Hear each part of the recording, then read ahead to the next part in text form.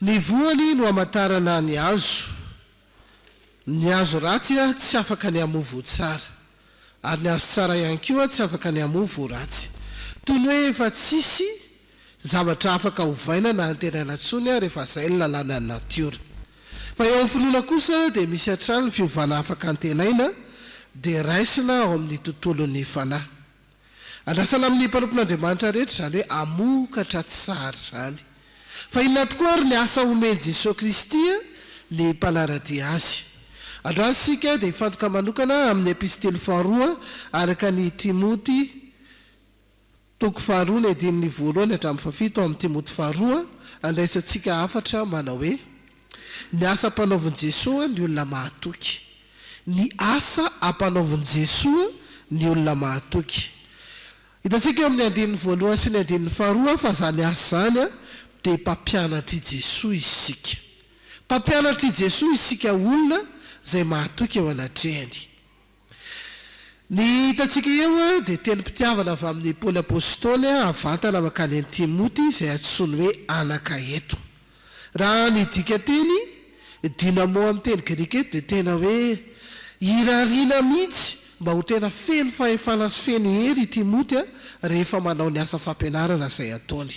Ka sady mahery izy no izy koa pampahery ihany koa. Ny hevizin'izany hery rehetra zany dia tsy afa-kory fa nandray fitahiana avy amin'ilay Jesosy Kristy izy.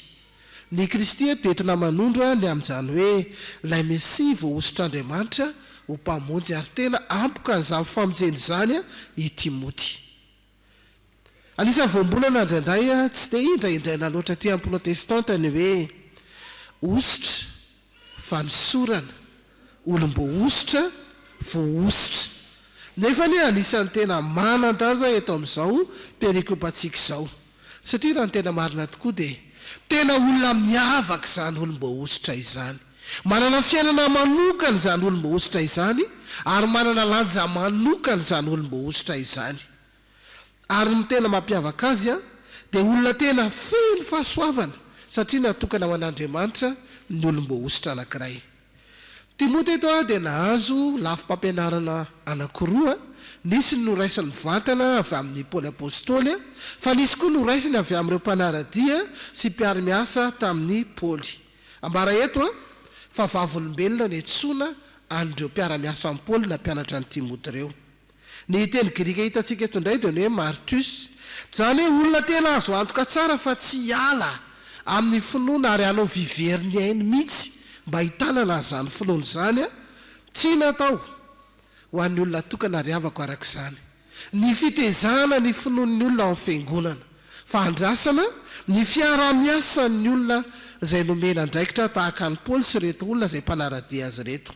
Araka izany, ny asa fampianarana izay andrasan'ny tompo antsika dia asa ifandrombolana izy io, asa ifamenoana izy io, asa ifampizarana izy io, ary indrindraindrindra asa iombonan'ny olona rehetra izay miaina ao anatin'izany fatokiny izany.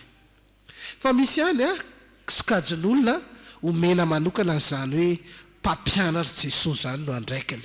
Ny sokajin'ny olona io dia olona mahatoky izy vonona izy ary olona manana fahafahana mizara ho an'ny hafa.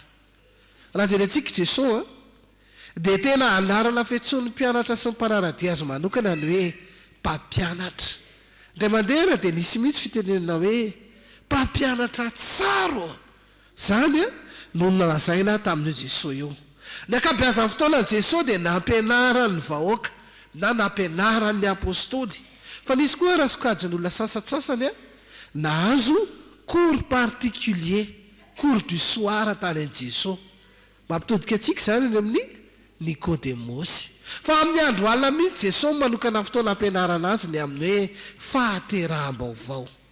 Revako malala rehetra ao amin'ny tompo asa napetraky ny tompo an'ny fiangonana zany hoe mampianara azy hitandrina zay rehetra nandidiko anareo. Arak'izany sekoly ny finoana ndeha hamaritantsika ny fiangonana. Ny fiangonana dia sekoly ny finoana, ary endrika ray anehoana mampampianatra Jesosy atsika, zany hoe mahatoky tsika amin'ny fampianarana ny finoana ho an'ny fiangonana. Tsy asan'olo tokana fa asa ifamenotsika izany. Tapany faharoa amin'izao soratra masina izao eo amin'ny andininy fahatelo sy fahaefatra ary fahadimy ny asa mpanaoviny Jesosy ny olona mahatoky dia miaramila an' Jesosy isika izao no miaramila an' Jesosy. Fitaovana no entiny Paoly apôstôly manohy ny hafa no an'ny Timoty mba hiara-miaritra aminy. Mpanompon'Andriamanitra tsy mifanary amin'ny sarotra fa manao kosa fahavononana ifanohana ao anatin'ny ady. Ara-miara eto fa miaramila karazan'ilay atao hoe guerrier mihitsy izy ity rehefa jerena ny teny grika hoe sitratia. Tena mpiady mahery mihitsy no andrasan'i Jesosy Kristy ho ataontsika olona izay mahatoky azy. Izy mihitsy nefa mampirisika antsika hoe ento ny azo fijaliana ka manara. Misy ady isan'andro fa isika izao natao hoe miaramila ny finoana. Omena eto ny toetra mampiavaka an'izany miaramila izany, mifatoka tsara amin'ny fanompony izy. Miaramila dia olona impliqué amin'ny zavatra rehetra izay ataony, tena milona ao anatin'ny fanompona fa tsy manao tsombodranodramengala. Rehefa marivorivo dia hidirana, fa rehefa lalina kosa dia miala ilay mpanompon'Andriamanitra. Mahafoy tena ary mahafoy zavatra rehetra. Ary ndeo ataontsika somary lavidavitra kokoa ny malagasy hoe manary tena ny fivavahana mihitsy. Zany ny miaramila an' Jesosy zany. Engagé tanteraka ary manao vaindohan-draharaha zany asa fanompony zany. Fa mampiavaka ihany koa miaramila dia izy ireo tena olony fitsipika. Ary andrasan'i Jesosy Kristy ihany koa ny olona mahatoky mba olona tena miaina ao anatin'izany fifampifehezana ary sarotiny amin'izany fifampifehezana sy fitsipika izany discipliné. Zany isika izay olona mahatoky antsoina ho miaramila an' Jesosy. Impliqué, engagé, discipliné.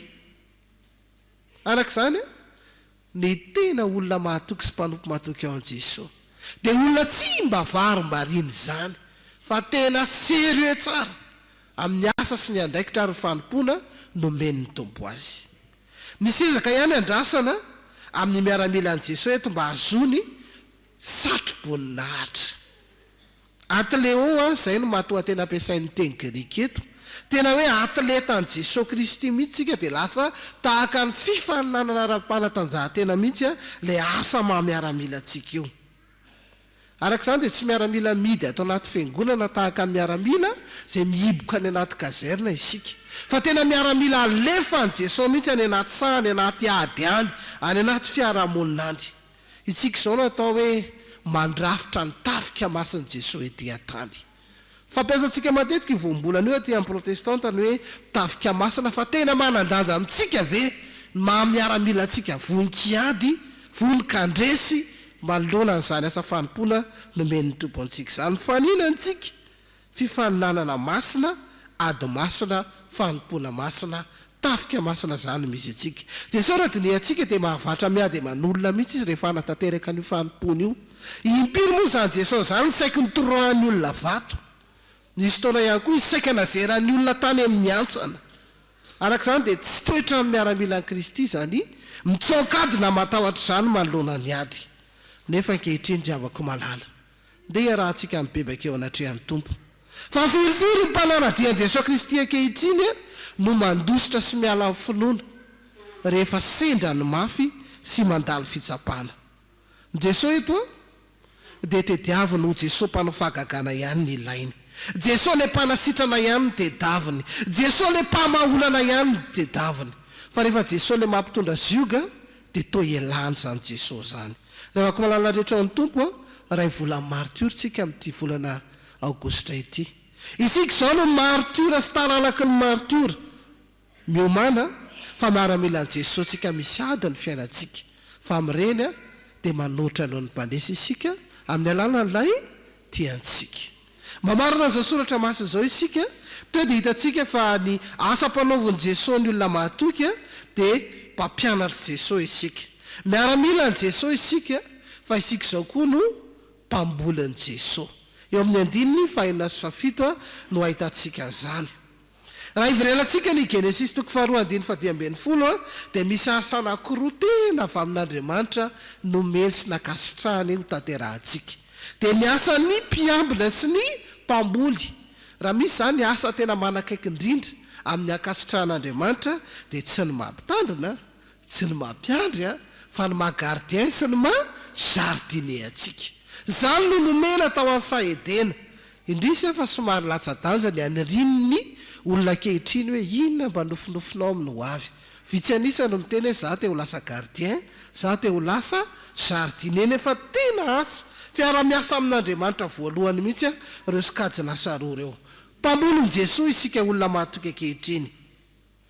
Ary mahafinaritra eto dia tsy ady foana ihany ny fiainan'ny mpanompon'i Jesosy Kristy fa misy fotoana ihany koa tsika mba mandray vokatra sy mahita tsirony amin'ny fiarahana miaraka amin'io Jesosy io. Tena zava-marina eo anatrehan'ny tompo izany hanome fankasitrahana ho antsika izany. Omeny antsika ho tombony ny ahafahantsika manana anjara amin'ny fitahiana ny amin'ny asa izay nataontsika. Tena mamaly fitian'ny olona izay miasa ho azy io Andriamanitra io. I raha Paoly hitodika tamin'ny lasy Timoty zanany mba hahita fefa nisy tokoa reny fitahian'Andriamanitra teo amin'ny fiainam-panompony ireny. Ny mpamboly tokoa ny ry havako raha jerentsika dia miaritra ny antsika izy ireny miaritra ny hafanana sy ny hainy andro eretany koa indraindray ny oram-banatra tratra eny amin'ny tanimboly eny izy eretany ihany koa ny raha nyerika amin'ny fafy mangoly eretana avokoa ny zavatra maro fa rehefa tonga ny vokatra dia ny andrasan'Andriamanitra mba mahita ihany koa ny anjarany ao anatin'izany io mpanompon'Andriamanitra io. Raha avako manana rehetra ao amin'ny tompo tsy miasa jamba rafozana zany ny mpanompon'Andriamanitra fa tena hitan'Andriamanitra mihitsy ny amalina fitiana azy. Hitan'Andriamanitra avokoa reny fieretan'ny olon'Andriamanitra reny ary ao am-pon'Andriamanitra ny ankasitraka azy. Hoy ny any amin'ny Salamo toko faha 7:20 ny andininy faraika ambin'ny folo manao hoe tsy hiaro zavatsoa ho an'izay mandeha amin'ny fahitsino Jehovah io. Jesosy manokana dia manao fanamby lehibe eo amintsika izay miaraka aminy dia hoy izy hoe zaho avy mba hanana ny fiainana sady hananany be dia be. Mety ho betsaka ny fahoriana fa misy koa ny fitahiana. Mety ho betsaka ny sedra fa misy koa ny fandresena. Mety betsaka indraindray tsy maintsy hietrena fa misy koa ny fisandrata ao amin'io Jesosy Kristy io. Raha avako malala rehetra ao amin'ny tompo asa telo no nasogadin'ny perikopa ho antsika tamin'ity anio ity. Ianao izay olona miaina ao anatin'ny fahatokiana dia izao no asa mpanaovin' Jesosy anao. Tanterao ny asa fampianarana fampampianatra Jesosy ianao. Eto ny olona ao an-tsekoly ny finoana mandrakariva ianao ho mpizara ny teny soa mahafaly amin'ny olona rehetra. Fa ianao ihany koa no antsoina hoe miaramila an' Jesosy Kristy ho feno ny fahavononam-panahy rehetra ianao anataterahanao sy azomanao izany fahatokiana eo anatrehan'Andriamanitra izany. Fa isika ihany koa dia mpambolon' Jesosy Kristy nisy vokatra andrasan'ny tompo amintsika fa ny tombony voalohany amin'ireny asa ataontsika ireny dia fitahiana ho anao no manompo an'Andriamanitra. Ho azy redriana eny voninahitra. Amen.